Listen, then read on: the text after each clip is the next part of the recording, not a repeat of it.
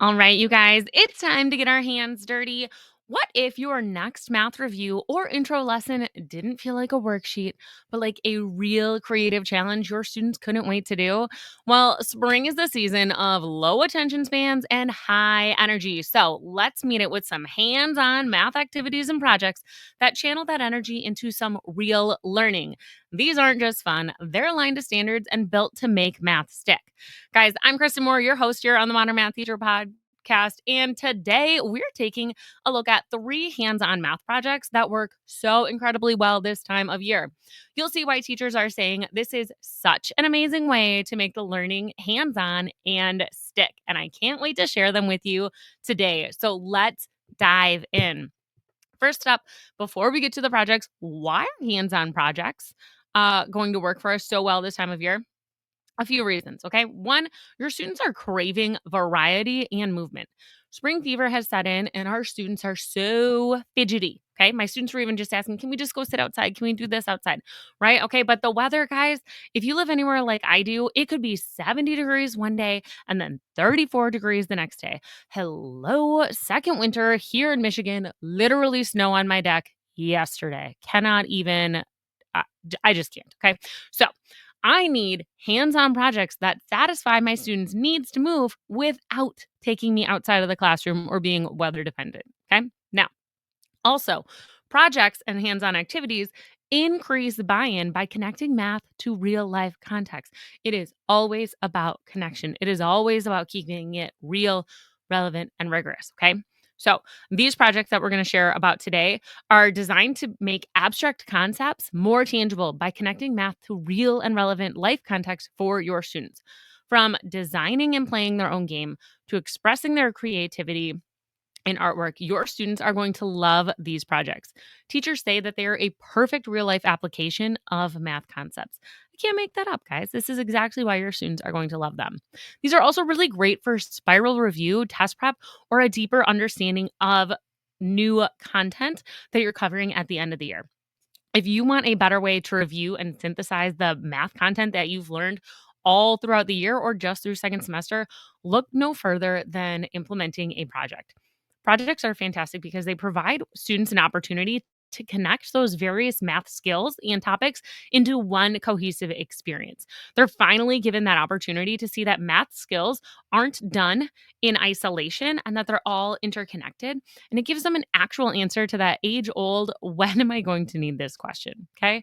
So if you're not convinced yet, I'm going to share with you a couple of hands on projects that are for sure going to convince you want to do these this time of year. All right.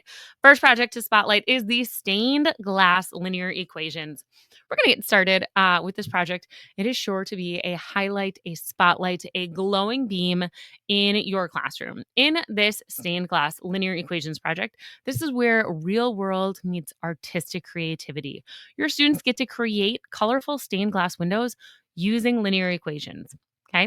So students are going to graph. They're going to learn and be reintroduced to intercepts and slope in a variety of formats, from slope intercept to standard form and even point slope form or systems if you choose to extend this project. Okay.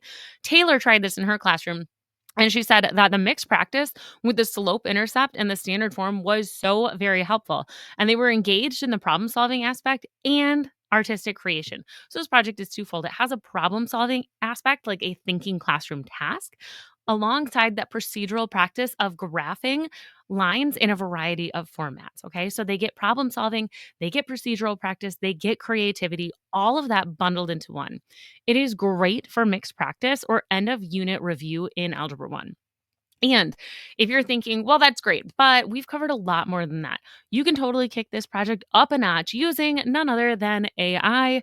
Okay, so what you're going to do is you're going to get the project. You're going to take the PDF and drop it into ChatGPT and ask it to help you create 10 exponential equations or quadratic equations or whatever equations it is that you also want to include here. Okay, then you can have your students pick and choose from those to really make this a comprehensive end of year resource for your Algebra 1 students. So go with the equations that are already built in. Ask ChatGPT to help fill in some extra equations that you still need for your students. Bada boom, bada bing. You, my friends, are cooking with a great project. I love this one. Students can do it just on graph paper with colored pencils. That's totally fine. But what I really like to do with this is I take that paper and I put it inside of a plastic like sheet protector, right? And then my students trace over their lines with permanent marker, a black Sharpie. Then they're going to use other Sharpies to color in the creations. I've got pictures of this. I'll make sure to link it.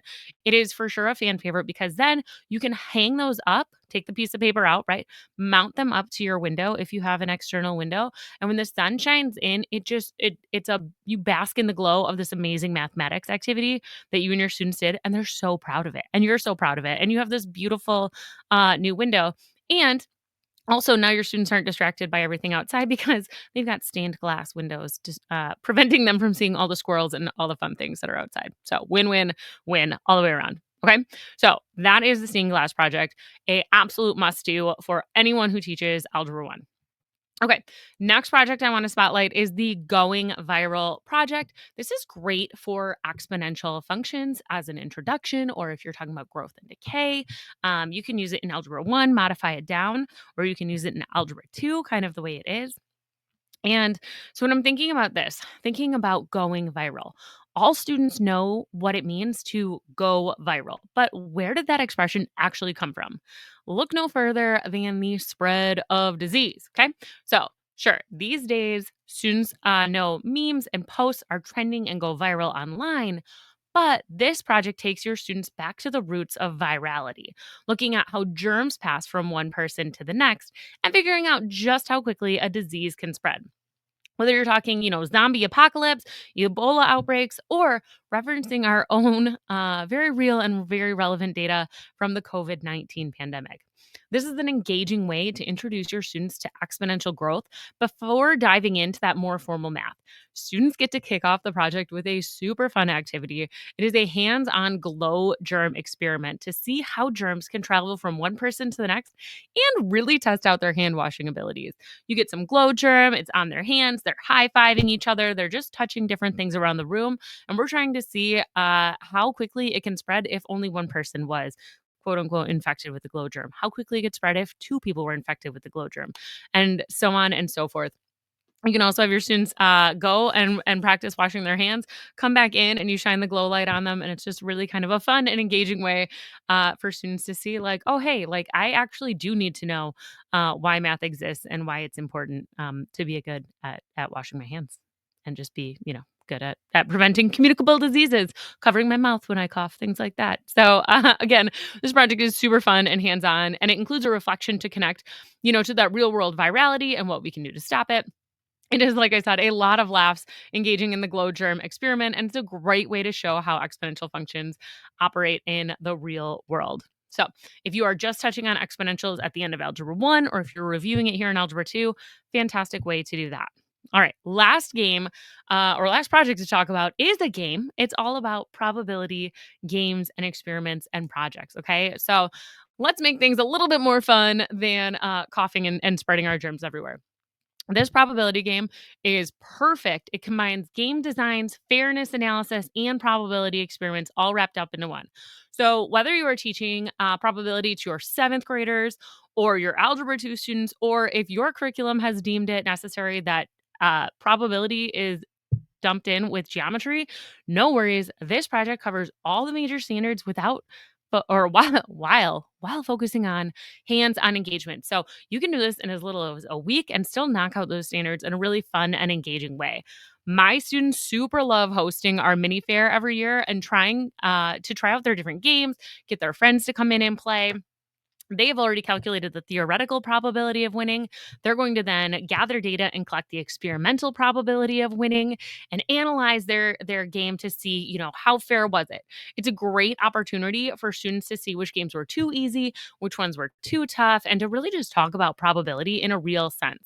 You will definitely see that this project has helped your students develop an enhanced understanding of probability, all while having fun. I will bet that you will use this project time and time again. So, if you want to try one of these projects this week, make sure you grab one of these done for you hands on math projects from my TPT store. You and your future students will thank you, and I'll make sure to link those here in the show notes. That, my friends, is a wrap for this week. I hope you get to go outside and get your, or not even outside. I hope you just get to go and get your hands dirty with math. Let's make math class come to life with real, relevant, and rigorous hands on projects to help your students harness their energy and strengthen their math skills. Until next time, you guys, keep getting messy with math, keep the hands on learning opportunities high, and as always, keep it real.